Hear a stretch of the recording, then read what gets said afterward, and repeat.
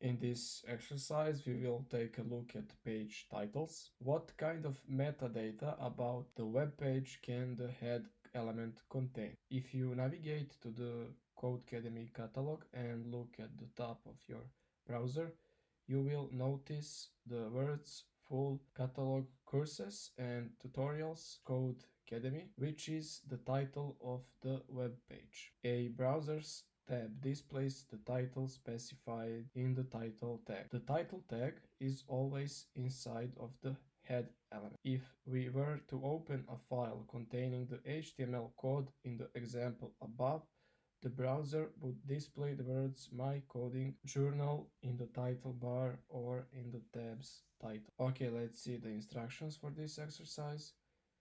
We need to add brown bears as the title of your web page by using the title element.